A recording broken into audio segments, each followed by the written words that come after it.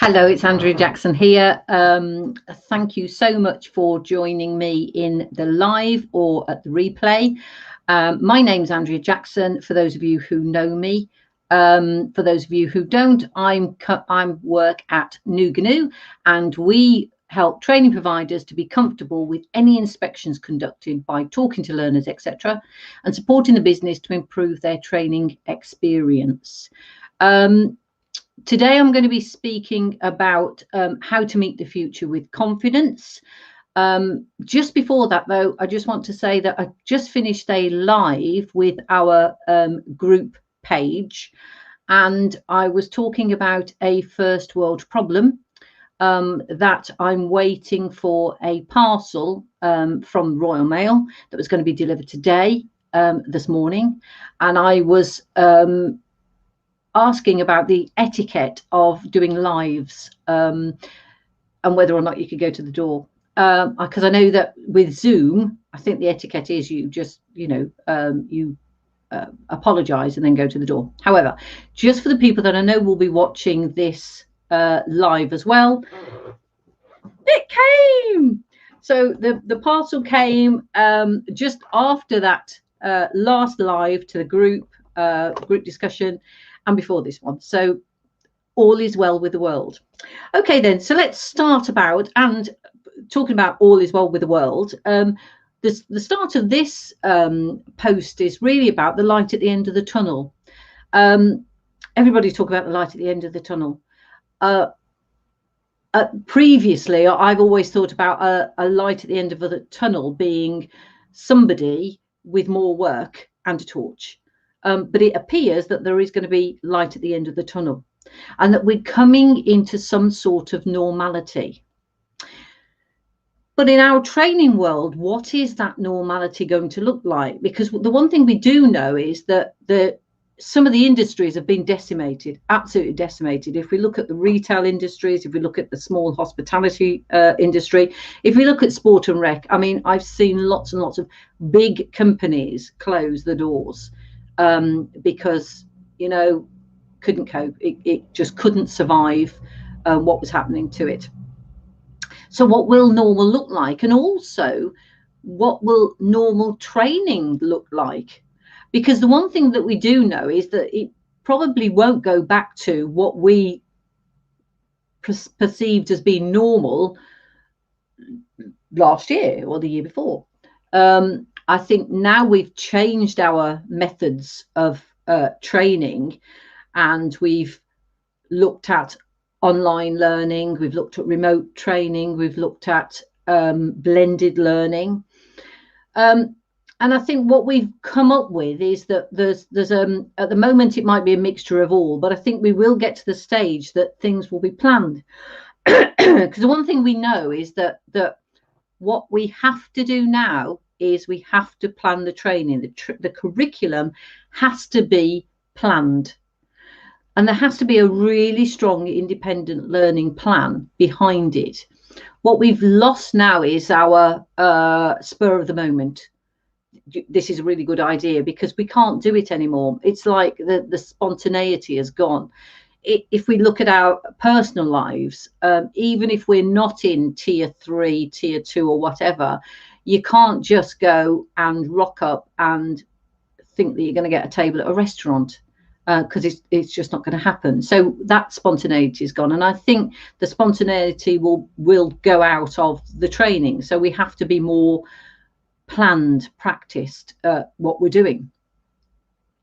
But I think one thing that isn't going to change, it's absolutely vital that inspections carry on. And the inspections are there so that the training providers can show what a good job they're doing, that they can advertise their wares of how well they are meeting the learner's needs. So that's vital. I think the interim visits that's going on at the moment I don't think they're that helpful to the training providers, simply because the interims are writing down what we're telling them and nothing else. So I think that's positively not helpful. I mean, it's great if they're saying that this is what we're doing, this is lovely. However, I do think we need an outsider to say, I agree. And I do love the fact of the education inspection framework, where it really does look at the heart of the learner. I think that's a really good idea. So we've got to look at what the future is going to look like with our limited restrictions, and they are going to be limited. And do we just rely on online? I mean, one thing that we've noticed from inspections that are the 10 interim reports we've had another half a report from Ofsted that's due to come out properly in November. And one thing it said is that actually online training doesn't suit everybody, particularly if there's a concept that they don't understand, such as maths. To just replay that page again isn't helpful. It does need that one-to-one help of how to get over this so that we get that light bulb moment. So that blended might, so that online might not be it. However, it may be that there's a blended learning that comes in. But again, we go back to the fact of the planning. The planning has to be right from the start, right from the curriculum, and how it moves through the journey of the learner and the employer. Because again, when we're talking about the employer, the sort of support that the employer can bring, possibly when we're talking about functional skills, can the employer be used as the moderator for the functional skills tests? So where we are talking about, there is going to be a normal-ish. There is light at the end of the tunnel. But I think for training providers, they really do need to look at what they're doing at the moment, what is working, what isn't working, and to be honest about that. I think that, as I've said before in lots of posts and whatever, there are a lot of training providers that take great store by a report of where the learner is, what progression they've made, are they coming up to completion, etc., etc. But does that really show the experience of the learners? Because what we now know is that actually the inspectors are talking to the learners, they are talking to the employers, and they're talking to the staff. Now, it's only by talking to the learners, the staff, the employers, you really know what's going on. One thing I do know is that when I'm talking to learners, etc., is that if you have made a psychological bargain with your training provider, so you've gone with them, you actually want to be on their side. You want to say, do you know what, I've made the right choice. They are really, really good. However, the questioning isn't straightforward. It's meant to prize out the information, not the correct answer. And I think if training providers start talking to learners, which they should be, and they should be questioning, but there's always, if they know the reason, so if a learner says, right, well, actually, I've not been visited, or I've not seen anybody, the training provider, the person that's ringing, do that sign, can always say, oh yeah, but I know the reason why, because there's, but actually when an inspector's asking, or when I ask, I have no agenda. There is no right or wrong answer. I will say this learner hasn't been seen, or this learner hasn't done. It's the fact that that's not right. Nobody cares what the reason is, what happened, what's the impact of the learner.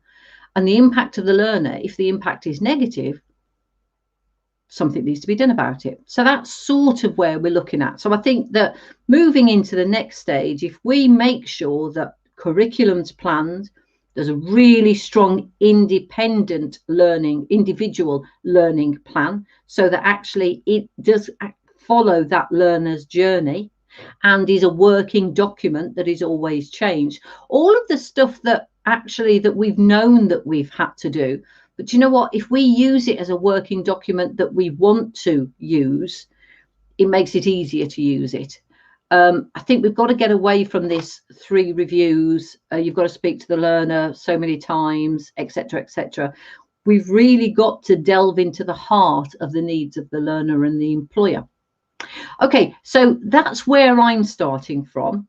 It would be lovely if you could add your comments when you see the live. Obviously, on Facebook and LinkedIn, there are comments, and it'd be great for you to comment to move this forward, because it would be great to hear your views as well.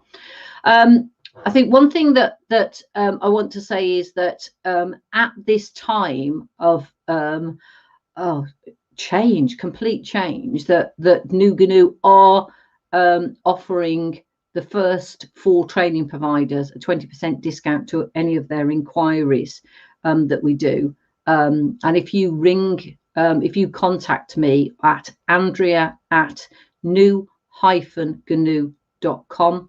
I'll let you know. But also you can contact us on our Facebook page and our LinkedIn page. So any of those pages, just let me know, and we'll give you a call just to speak to you about what sort of support that we can offer you. Okay, so thank you so much for listening. I'd like you to, as I say, visit our Facebook page, visit our LinkedIn page, or email me. I can see that I haven't got that ticker tape. I will do it now. This is the wonders. Look at that, the wonders of technology. So if you'd like to contact me about anything really, training wise, it's Andrea at nu-gnu.com. Say Facebook page, LinkedIn page. We've got a group discussion page. I've already sent the live out about that. That's a really interesting one. Comment on our live, that would be great. Like and share, obviously, that would be helpful as well. But that's it. Thank you very much for listening. You've listened live, and also thank you for listening to our replay. It really is appreciated. And I'll speak to you again. Okay, bye-bye.